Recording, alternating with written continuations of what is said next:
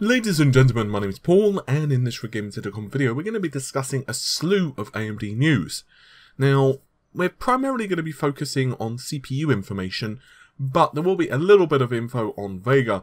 But I think the first thing to start out with, the most pertinent way to start anyway, is a press conference.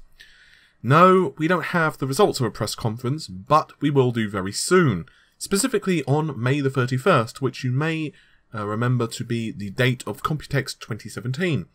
Now this is a press release from AMD, and they said, and I quote, "Hosted by AMD's CEO Dr. Lisa Su and other key AMD executives, you will have the opportunity to hear more about the latest products and leading edge technologies coming from AMD in the 2017.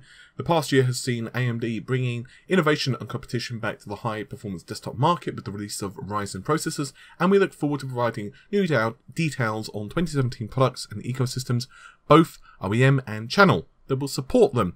End quote. The two most obvious things which could be shown off right there is Vega, which, let's face it, I think we can all just agree at this point is long overdue to be shown off at some form of description, and also the possibility of Ryzen HEDT, which is once again, of course, the high performance desktop computing, in other words, the prosumer, and the rumours, and we'll go more into those in just a moment, as well as some more information. The rumours tell us that we might even see up to 16 cores, 32 threads from AMD on a new platform entirely, as well as quad channel memory.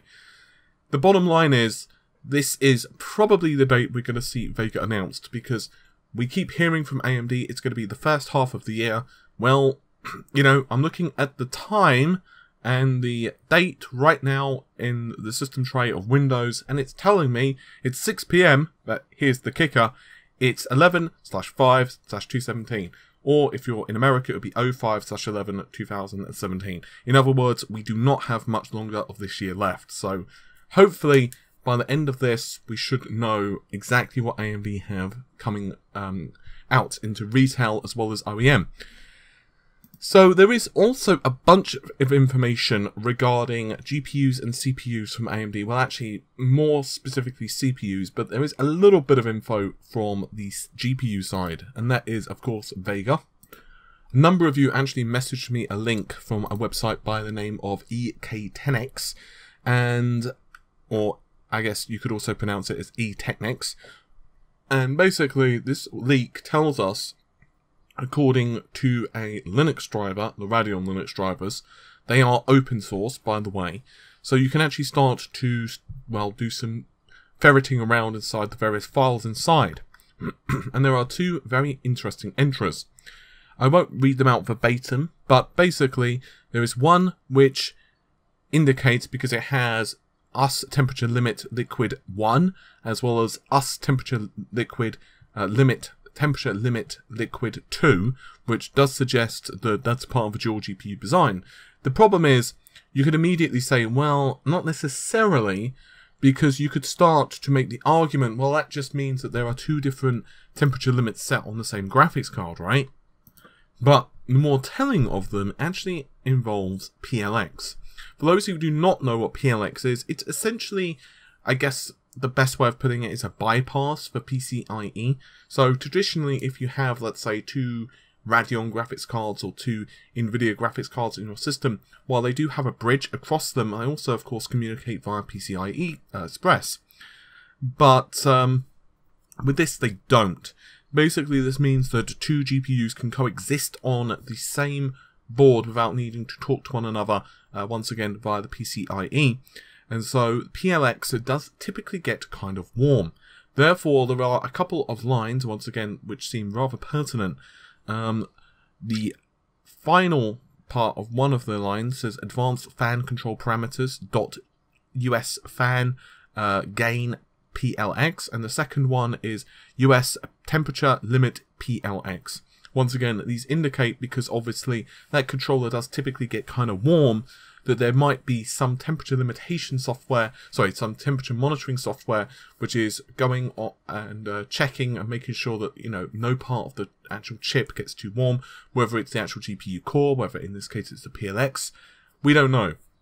It's most likely, however, that this is going to be for a dual Vega part, which is probably water cooled because of the fact it says limit liquid, and the fact that it's probably going to be Radeon Pro Duo. So this is not going to be for a consumer part. This is going to be, once again, for the very high-end Vegas, which are probably for, professionals.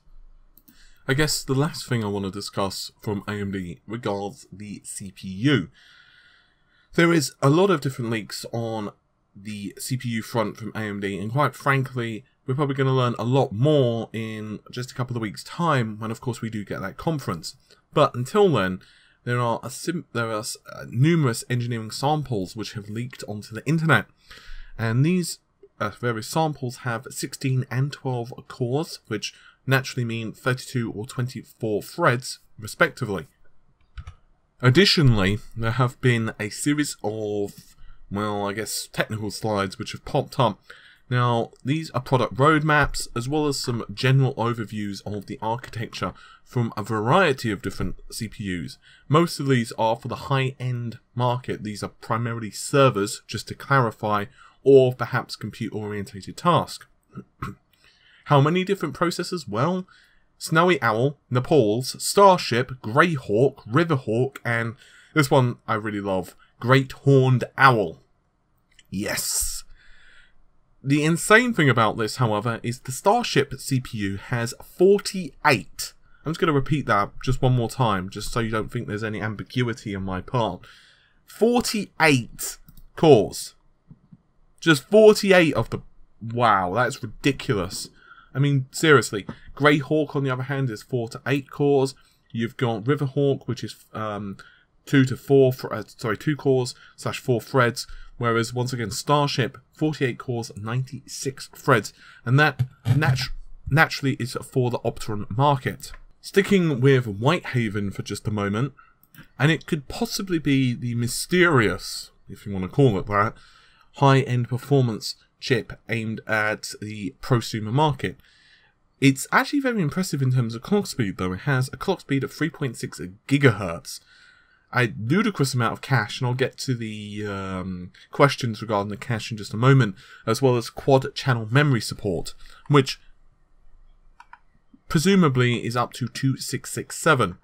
Now, the questions regarding the cache are kind of strange, because this supposed platform, also known as S3, is being touted, if you go with the 16-core 32-thread variant, to have up to 64 megabytes of level 3 cache. Now, for anyone who knows the basic layout of a CCX from Ryzen, you will know that there is something a bit hinky going on there. Basically, it has twice the amount of cache as what you would assume for the enthusiast base then. We would expect to be seeing 32 megabytes rather than 16.